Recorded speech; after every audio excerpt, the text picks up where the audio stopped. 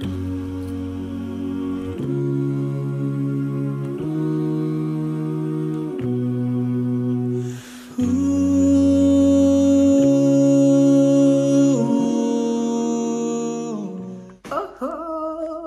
mes alocos, comment ça va?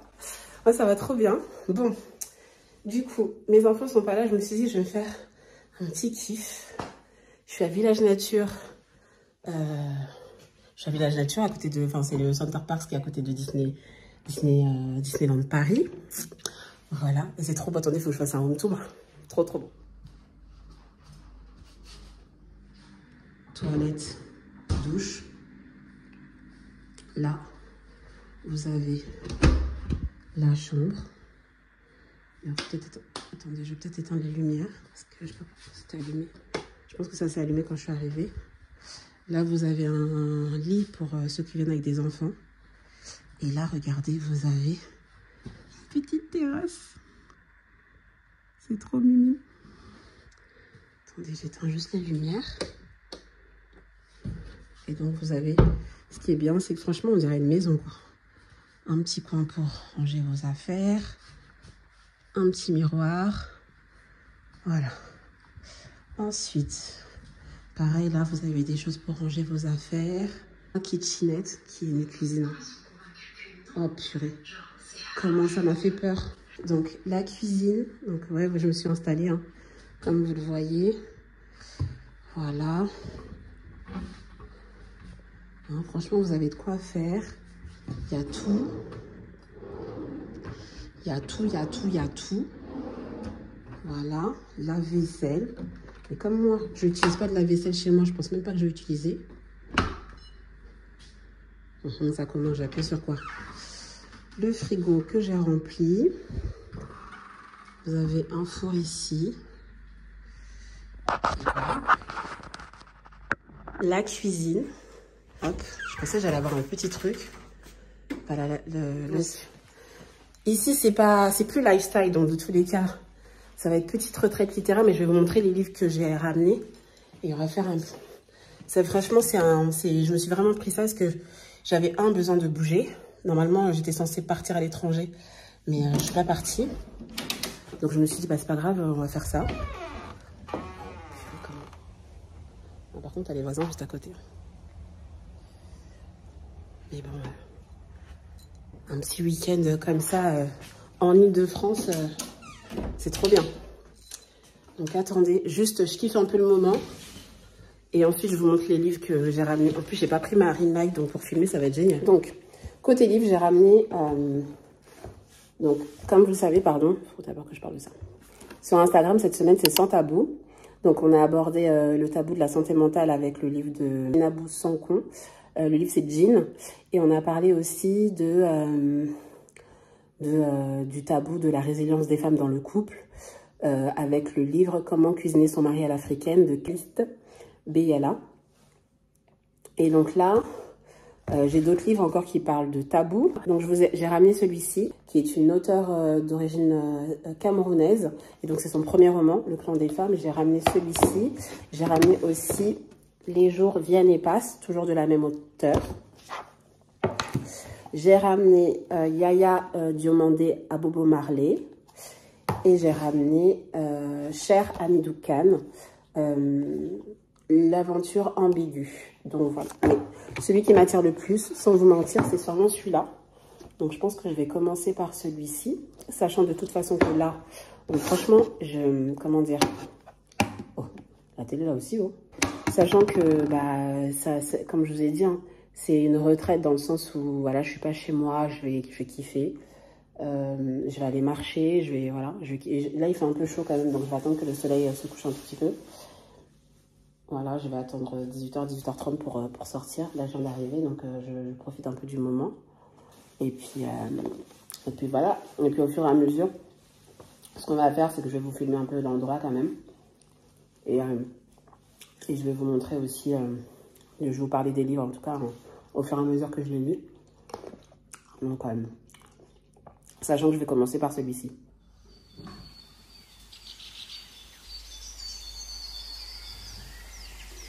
Je suis en train de lire des livres. Et donc là, je suis à la page 26, mais il faut que je partage avec vous. Donc en fait, attendez, je vais vous lire la 4e de couverture, comme ça vous saurez un peu. Sarah est née dans un village au cœur de la savane, miraculeusement préservée des changements qui bouleversent l'Afrique en ce début du XXe siècle. À sa petite fille qui l'interroge, elle raconte sa vie. Une vie faite de renoncement, aussi d'espoir, magnifiée par la rencontre de femmes exceptionnelles. Mariée à l'âge de 9 ans à un ami de son grand-père, Sarah est enceinte à peine pubère et grandit en tant qu'épouse dans un foyer polygame. Raconter sa vie lui permet de dévoiler à sa petite fille le rôle des femmes dans une société archaïque et conservatrice, l'entêtement qu'elles mettent à exister par leur travail, par la force de leur volonté ou même par la ruse. Au fil des pages, on découvre Sarah confrontée aux limites que la société lui impose, aux prises avec l'amour, obsédée par son désir d'enfant. Une femme d'hier et d'aujourd'hui, une femme qui avance tout simplement.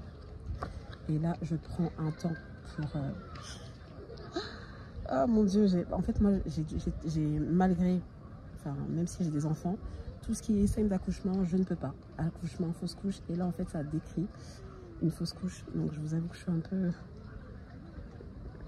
En fait, je ressens la description de la scène. J'ai l'impression d'avoir senti moi-même. Donc, Sarah a 11 ans à peine. Elle tombe enceinte de son mari, quoi. Qui est l'ami de son grand-père. Qui est l'ami de son père, pardon. Et donc, du coup, déjà, ça, c'est limite. Hein. On est en plein tabou du mariage forcé, quoi. Mais la scène de la fausse couche, là, je vous avoue que faut être armé pour pouvoir la lire, quoi. Je vous ai pas montré mon spot, sinon. Regardez mon spot. J'essaie de trouver une position, mais c'est pas évident. Franchement, dans des petites pauses dans la lecture, je sais pas si vous le voyez là, le canard. Je vais pas le faire fuir. Je sais vraiment pas à quoi ce vlog va ressembler, mais la nature, ça a un pouvoir sur l'homme. C'est trop, parce que... Attendez, je viens de voir quelque chose. En fait, je suis déjà venue, ça fait la 3e fois que je viens. J'étais venue en 2019 pour le VGF d'une pote. Je suis venue en 2022 avec les enfants pour juste passer la journée. Mais en fait, j'avais pas vu, on peut faire du pédalo. Je crois que c'est du pédalo, regardez. Là, les trucs qu'il y a là, je pense que c'est du pédalo. J'avais pas vu ça tout à l'heure. Attendez, je vais... Vous allez mieux voir quand même.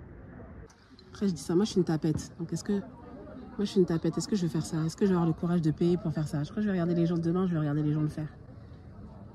Oh, c'est quoi ça? C'est ça qui fait du bruit depuis tout à l'heure là. C'est quoi ce truc? Ah, je sais pas du tout c'est quoi comme animal. Est-ce que moi je vais pas rentrer? Ça là, ça fait peur aussi. Ça, imagine ça grimpe ici là. Je crois qu'il a d'autres choses. Il est concentré, qu'est-ce qu'il est en train de faire? Je sais pas il fait quoi, mais il est concentré genre. Depuis tout à l'heure je suis là. Là j'étais là et tout. J'entends des bruits. J'entends des trucs qui... Mais c'était plus au niveau de là, de l'arbre. Donc je me disais, bah, je sais pas, c'est des oiseaux, c'est un truc. Mais ça, là, si ça monte ici, là. Moi, je m'en vais en même temps. C'est quoi, c'est un ragondin? C'est pas du tout le même truc, hein. J'explore le coin. C'est pas, je m'assois dans un coin et il y a des trucs bizarres qui sortent. Et c'est trop mimes, mais faut pas avoir peur, quoi. Faut vraiment pas avoir peur. Sinon, t'as des coins... tout le monde ici. Ça, c'est pour ceux qui vont en date, là. C'est pas ceux qui aiment lire, qui se mettent ici. Qui m'a dit de ne pas venir avec mon truc, mon trépied. Donc là, c'est la petite heure du, on va dire, du dîner. Hein. La télé du salon, je sais pas pourquoi elle déconne. Donc du coup, je suis sur mon ordi. Je regarde la saison 7 de Plus belle la vie. Je suis une grande fan de Plus belle la vie, je regarde depuis le début. Donc là, je regarde les anciens. J'étais en train de me dire un truc. J'étais en train de me dire, ce serait pas trop bien de faire genre un truc entre filles à Center Parks du coup. Un temps de parlotte quoi, sur un livre, sur un thème et tout. Et puis après, on pourra aller nager, on pourra aller faire plein de trucs. Ce serait trop bien. Petite soirée, petit dîner. Celles qui veulent dormir, elles dorment. En fait, une grande soirée pyjama littéraire. Ce serait trop bien. Je peux même pas vais mettre le... Bref. Donc là, il est 22h52. Je vous avoue que là, je suis restée au téléphone pendant 1h30. Je n'ai pas lu. Mais je vous fais un petit retour quand j'ai fini. Parce que je pense que je vais le finir assez vite. Demain matin, là, je vais prendre une douche. Et puis, je vais aller faire dodo. Mais en fait, l'idée de la Loco Book Club, là, elle est en train de germer. Et du coup, je suis en train de voir dans quelle mesure je vais pouvoir faire ça. Je vais pouvoir le faire. Ce serait une super idée.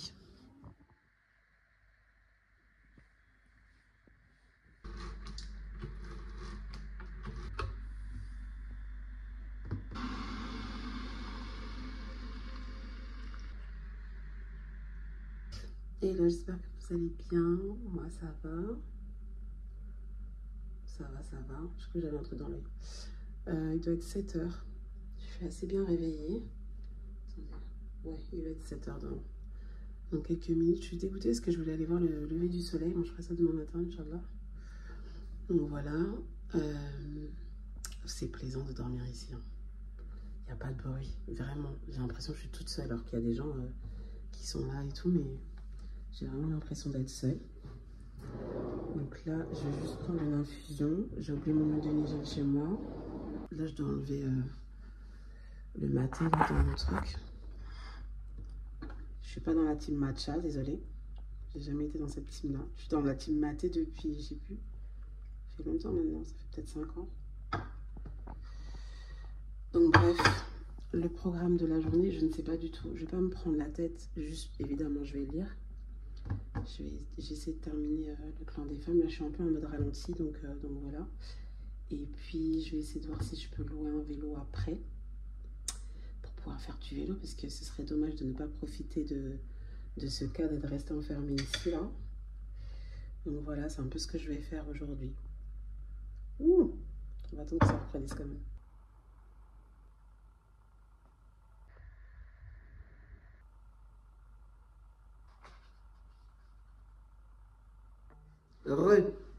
Il est 13h26, j'ai fini. C'était une super découverte, j'ai vraiment beaucoup aimé lire ce livre.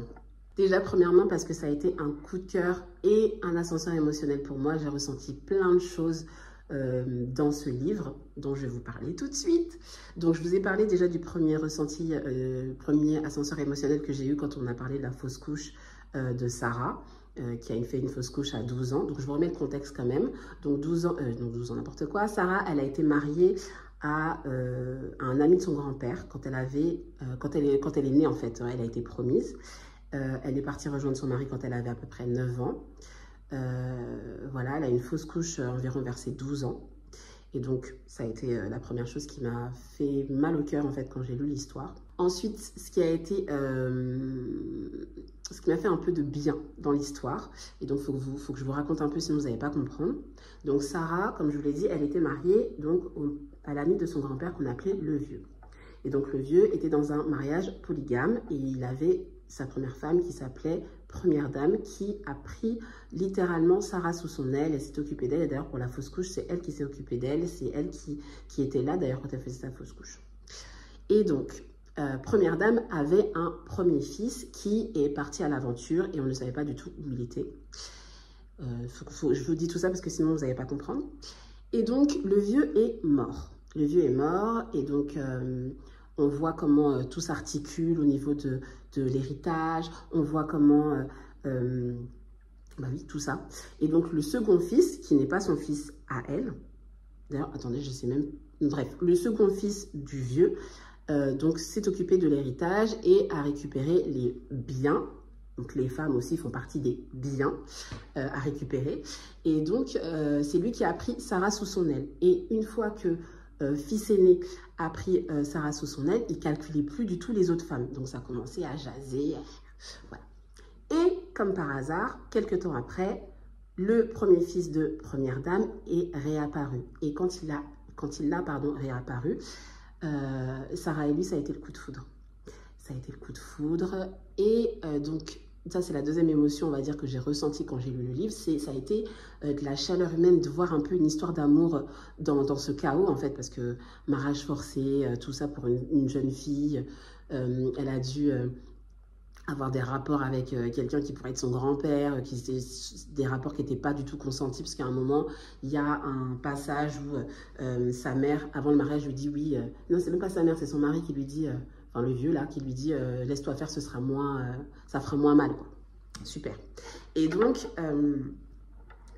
qu'est-ce que j'étais en train de dire? Oui, donc ce que j'ai aimé, c'est on va dire l'humanisation de l'amour ici, l'humanisation du couple, parce qu'on a vu donc Sarah se mettre en couple avec le vieux sans qu'elle ait vraiment son mot à dire, alors qu'ici, avec le premier fils de première dame, déjà il lui disait merci quand elle lui servait à manger. Elle trouvait ça très bizarre parce qu'elle n'avait jamais entendu un homme lui dire merci auparavant. Il y avait ça. Quand il a voulu se marier avec elle, il lui a demandé. Elle a trouvé ça complètement fou parce qu'on ne lui avait jamais posé cette question-là. Son consentement, tout ça, c'était quelque chose de complètement inédit pour elle. Et en plus de ça, il a dit qu'il ne voulait pas prendre de seconde épouse, c'est-à-dire qu'elle allait être pour lui tout seul. Donc elle était mais, dans un état voilà, complètement second. Et du coup, on voit l'amour naître, on voit Sarah voir qu'il y a des sentiments amoureux qui naissent en elle, elle ne comprend pas trop ce qui se passe, enfin bref. Ouais, j'ai bien aimé cette partie et tout ça, ça va continuer de toute façon tout au long du livre et tout au long de son histoire. Ensuite, j'ai encore eu mal, mais ça a été par rapport à la maternité. Donc, normalement, quand je sors la vidéo, j'aurais déjà fait le réel sur Instagram sur ce sujet. La maternité, les mots de la maternité. Donc, déjà la première couche, mais aussi le fait pour une femme d'attendre d'avoir un enfant, de vouloir avoir cet enfant avec l'homme qu'on aime, d'être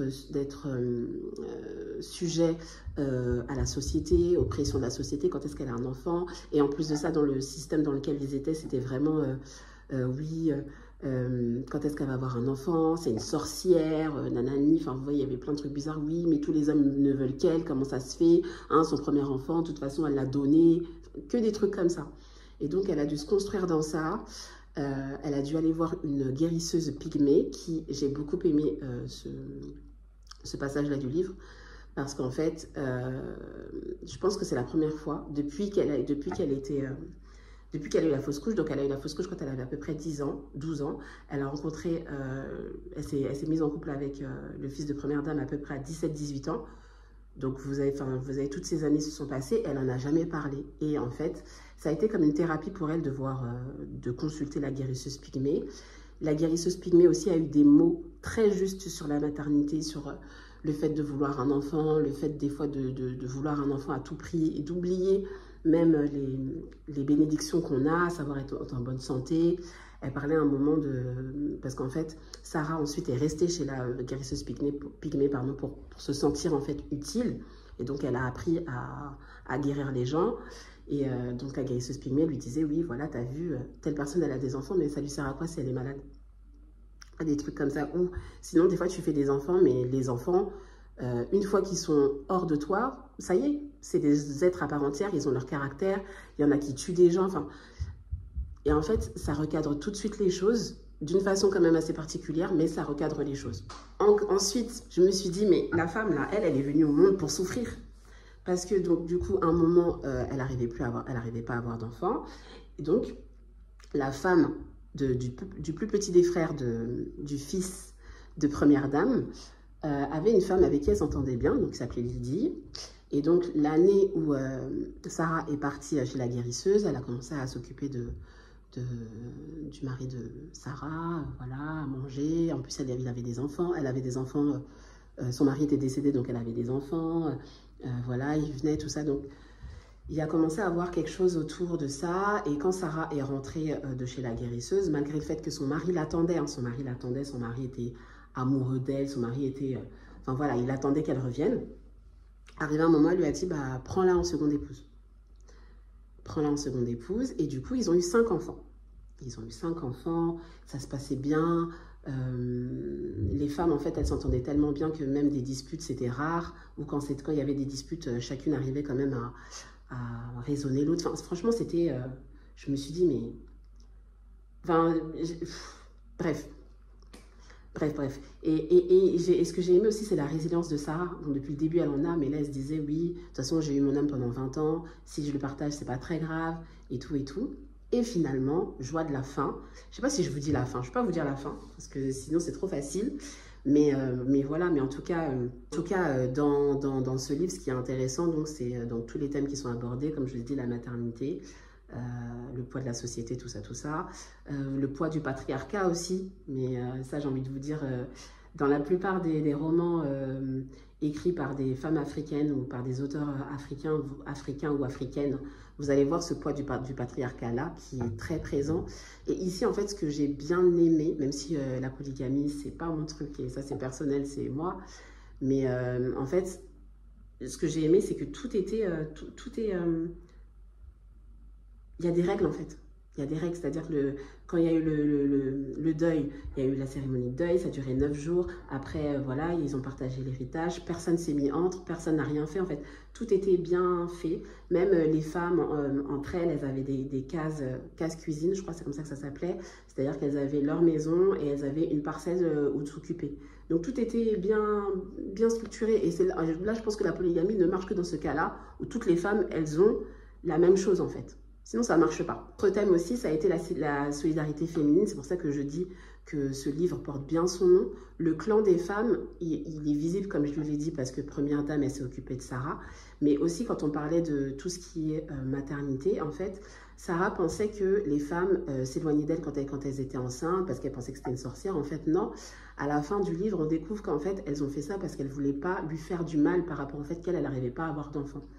Et j'ai trouvé ça... gentil, enfin très attentionné, voilà, très prévenant. Et ensuite, concernant la plume même de l'auteur,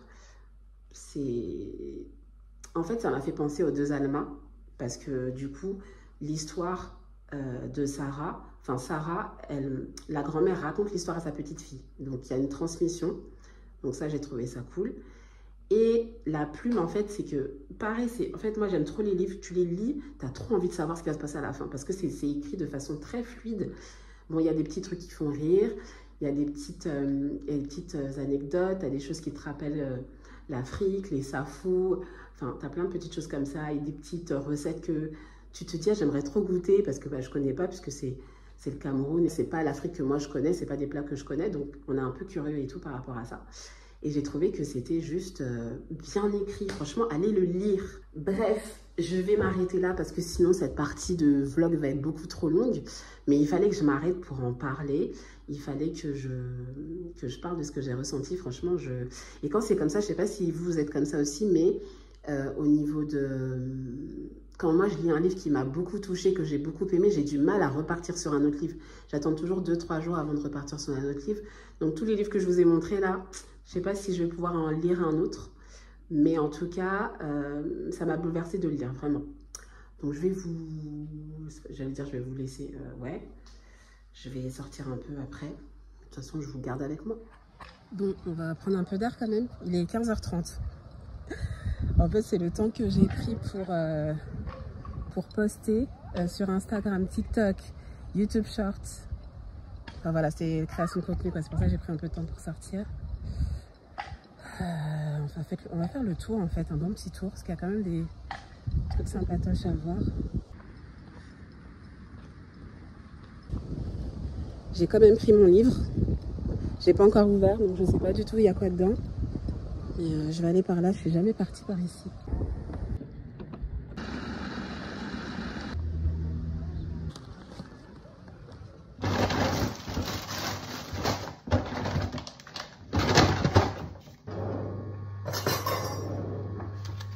Je suis en train de me faire un de ces repas méga.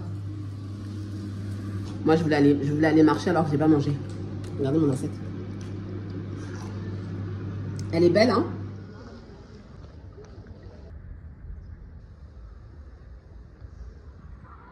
Oh, il n'y a pas la blague encore. Oh. Bon, du coup, je vous ai même pas dit bonjour. Hier, comme je vous ai dit, j'avais besoin d'un temps pour digérer le clan des femmes. Du coup, je suis en train de commencer. Les jours viennent et passent.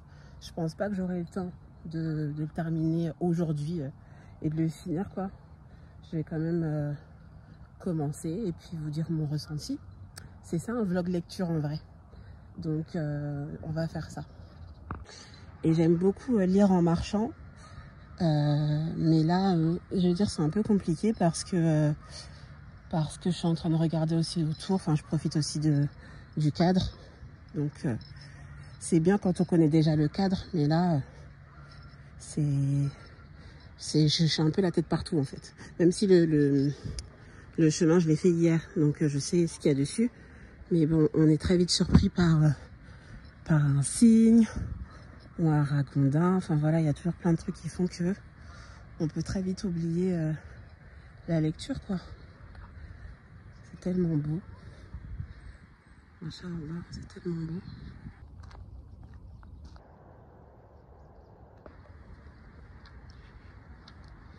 On est rentré. Enfin, je dis on est quand même 15 minutes. Je suis rentrée, il fait super chaud dans le cottage. Là, il est 7h21, je vais manger. Avec la réservation que j'ai, c'était un... Normalement, on quitte les cottages à 10h. Mais j'ai eu départ à midi. Donc, je vais rester dans les... En tout cas, je vais rester ici jusqu'à midi. Et vu que le livre, franchement, ça commence très fort. Parce qu'en fait, ça commence par un cancer. Il y a la mère de l'héroïne qui s'appelle... Donc, l'héroïne s'appelle Abby. Et donc, la mère a un cancer. Et donc, on voit la fille s'occuper de sa mère. La mère qui essaie de se raccrocher à tout. Enfin, au fait que sa fille soit là, au fait que sa fille se batte, même si elle se sent faible et tout. Et du coup, on est en train de rentrer un peu dans la généalogie d'Abby. On sait que la maman d'Abby et la grand-mère d'Abby n'ont pas élevé leur fille parce qu'elles sont mortes en couche. Donc voilà, c'est un peu ça, c'est très émouvant.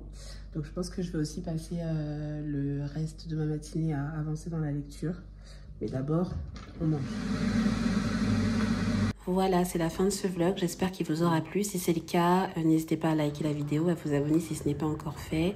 Et je vous retrouve très bientôt dans d'autres aventures littéraires, ici ou ailleurs.